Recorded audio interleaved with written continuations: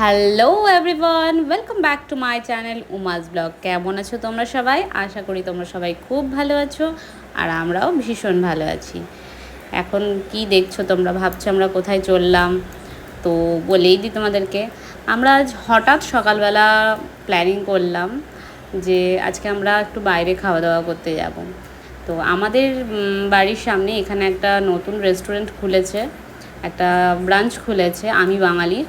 তো আমরা যখন দার্জিলিংয়ে ছিলাম তখন এই ব্রাঞ্চটা খুলেছিল, আর দার্জিলিং থেকে আসার পরে সেভাবে আর গিয়ে ওঠা হয়নি। তো হঠাৎ সকালবেলা কি মুড হলো জানি না, তো প্ল্যানিং করে নিলাম যে যাব আমি বাঙালিতে খেতে।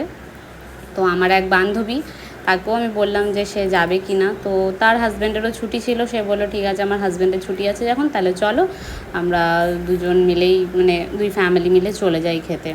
তো দুপুরবেলা হাজব্যান্ড এসছে অফিস থেকে এসে আমাদের সবাইকে নিয়ে গেল আমি বাঙালিতে। তো এই আমরা মানে পৌঁছালাম, ফার্স্ট টাইম এসেছি আমি বাঙালিতে। তো চলো তোমাদের সঙ্গে আমিও যাই, আমিও দেখি, তোমাদেরকেও দেখাই যে কিভাবে রেস্টুরেন্টটাকে সাজিয়েছে ওরা, কিভাবে কি করেছে। আমিও তো দেখিনি, ফার্স্ট টাইম আমিও এসেছি। আমার ভালোই লাগছে, পাশে দেওয়ালে খুব সুন্দর করে সেই কলকাতার রোডের সব সিনারিগুলো ওরা এঁকে রেখেছে, বেশ সুন্দর লাগছে দেখতে। ডিজাইনগুলো বেশ মানে বাঙালি ভাব আছে, ভালো লাগছে আর কি দেখতে। তবে আমার মনে হলো রেস্টুরেন্টটা একটু ছোট, আরও একটু বড় হলে ভালো লাগতো আর কি। তো এখানে দেখো লেখা আছে দরজার ওপরে ঘটি না বাঙাল। তো আমরা ঢুকে পড়লাম আমি বাঙালি রেস্টুরেন্টের ভেতরে। এখানে রিসেপশন আছে, এখানেও বাইরে অনেকগুলো সিট আছে। তো আমরা ভেতর দিকে সিটটাতে বসলাম, ভীষণ গরম লাগছিল। তো ভেতর দিকে সিটটাতে বসলাম, খুব বেশি বড় জায়গা নিয়ে জিনিসটা বানানো হয়নি। আর একদম ছোটও বলবো না, দেখতে বাইরে থেকে যতটা ছোট লাগছিল অতটা ছোটও নয়। তো ভালোই, খারাপ লাগলো না। তো আমরা আবার এই সাইডটা এসে একটু দেখলাম, কারণ এই দিকটা তো সিট ছিল অনেক, যেহেতু লোক কম ছিল তাই এই দিকটা বন্ধ করে রেখেছিল ওরা। তাও আমি এসেছি দেখার জন্য যে দেখি এই দিকটা কী আছে না না আছে। তো আমরা আমাদের সিটে বসে পড়লাম, আর এরপরে শুরু হতে চলেছে সব থেকে কঠিনতম কাজ, যে কে কী খাবে অর্ডার করা। তো আমি মেনু কার্ডটা দেখে তো লিটারেলি মানে শকড, যে এতটা হাই প্রাইস। মানে কিছু কিছু জিনিসের, আবার কিছু কিছু জিনিস যে ঠিক আছে অ্যাভারেজ, বাট কিছু কিছু জিনিসের দাম ভীষণ। ওটা দেখে ভীষণ মানে হচ্ছিলো, আমার প্রবলেম হচ্ছিলো। যে একটা ফিশ কবিরাজি আমি দেখলাম, ফিশ কবিরাজি এখানে একটা ফেমাস আইটেম আমি বাঙালিতে।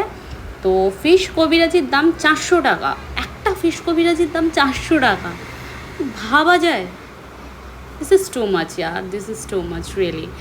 তো বলতে বলতেই চলে এসছে আমাদের ফিশ কবিরাজি আর ফিশ ফিঙ্গার। দেখে নাও ফিশ কবিরাজি, এটা হচ্ছে ফিশ কবিরাজি, আর ফিশ কবিরাজির সাইজটা দেখে নাও কেমন। তবে আমি দাম অনেক বললাম যে অনেকটা বেশি দাম, কিন্তু আমি যখন খেলাম জিনিসটা, সত্যি বলছি ফিশ কবিরাজির ভেতরে যে ফিশটা ছিল ওটা দারুণ ছিল, দারুণ। আর ফিশ ফিঙ্গারটাও ভালো ছিল, খারাপ না। আমি তো ফার্স্ট টাইম এখানে ট্রাই করছি, তো আমার ভালো লেগেছে, খারাপ বলবো না, কিন্তু অত্যন্ত ভালো এটা একদমই বলবো না, অ্যাভারেজ 50-50। তো আমার 50-50 লেগেছে। ফিশ ফিঙ্গারটা ভালো ছিল, একদম মানে ঠিকঠাক ছিল। সবাই খেয়েছে, সবাই বলেছে ভালো লেগেছে। কেমন লাগলো?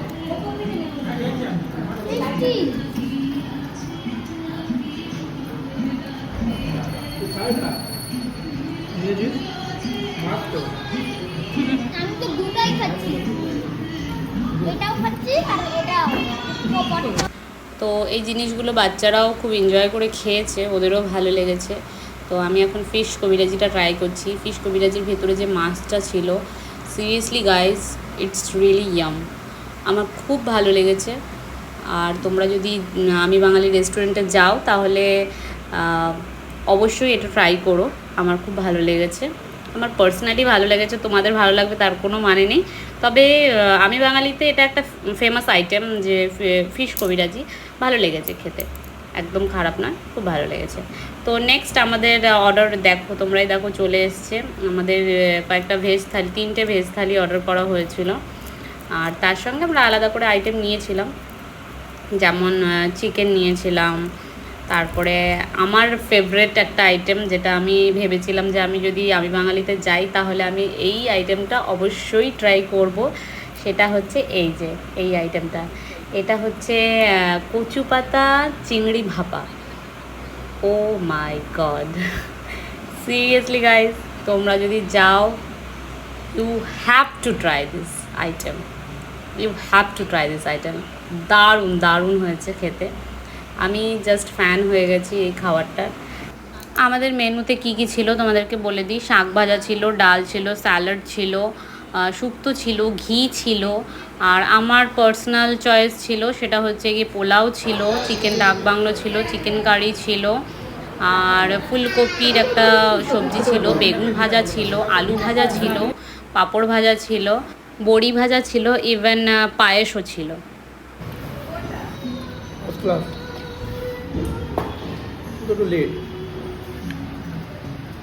কেমন লাগছে তোর খাবার? শুধু শুকনো ভাত খাচ্ছিস, তোর কেমন লাগবে? না ও খাবে না, টেস্ট করো।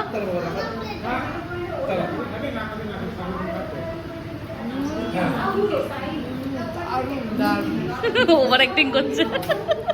না সত্যি দারুণ, খুব দারুণ। খেয়ে দেখো। আমি করবো তো চিংড়ি ভাপা, এটা সত্যি ভালো লাগে, সত্যি খুব টেস্ট।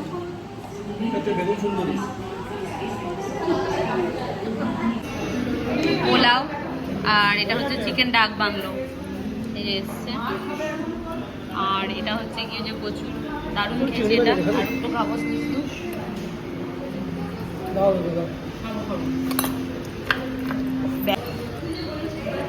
কিন্তু আমি আনি। বান্ধবীকে বলছিলাম ওভার অ্যাক্টিং করছে কিনা, কিন্তু সত্যি কথাই ও যে ওভার অ্যাক্টিং করেনি সেটা আমি প্রমাণ পেয়েছি খেয়ে। সত্যি দারুণ ছিল এই কচু পাতার চিংড়ি ভাপা যেটা আর কি, দারুণ ছিল। তো আমরা খুব ভালো খেলাম, খুব সুন্দর খেলাম। এবারে চলো তোমাদেরকে এই জিনিসগুলো একটু দেখিয়ে দিই। কি সুন্দর দুর্গাপুজোর একটা সিনারি ওখানে তুলে ধরেছে, বেশ সুন্দর লাগছিল। এখানে অনেক সুন্দর সুন্দর জিনিস লেখা আছে, নন্টে ফন্টে, ব্যোমকেশ। তবে হ্যাঁ, একটা জিনিস বলতে পারি এখানে আসার পরে, যে এখানে প্রচণ্ড লেট করে খাবার দিতে। তাই যারা মনে করছো যে খড়গপুরের আমি বাঙালি রেস্টুরেন্টে খেতে যাব, তারা পকেটে করে দুটো বিস্কিট নিয়ে এসো, আর নাহলে ঘর থেকে একটু খেয়ে এসো, কারণ এখানে প্রচণ্ড লেট হয়, প্রচণ্ড লেট হয়। তো যাই হোক, আমাদের খাওয়া দাওয়া হয়ে গেছে। খাওয়া দাওয়া হয়ে যাওয়ার পরে আমরা বেরিয়ে চলে আসছি। ভালোই লাগলো। আমাদের এখন খাওয়া দাওয়া হয়ে গেছে, আমরা এখন চলে যাচ্ছি বাড়ির দিকে। তোমার কেমন লাগলো আমি বাঙালিতে খেয়ে? ভালো লেগেছে। কোন খাবারটা সব থেকে বেশি ভালো লেগেছে? কচু পাতা ভাপা, কচু পাতা ভাপা আর চিংড়ি ভাপা, দারুণ দারুণ। এই যে আমাদের গাড়ি চলে এসছে, আর আমরা চলে যাব। ও কিছু হবে না, টাটা। দেখা হচ্ছে পরের একটা ব্লগে, ততক্ষণ সঙ্গে থেকো। অনেক সুন্দর খেলাম আর অনেক সুন্দর টাইম কাটালাম, আর তোমাদের সঙ্গে শেয়ার করে আরও বেশি ভালো লাগলো। তো যদি আমার ভিডিওটা তোমাদের ভালো লেগে থাকে তাহলে অবশ্যই লাইক, শেয়ার এবং সাবস্ক্রাইব করে দিও আমার চ্যানেলটা। টাটা।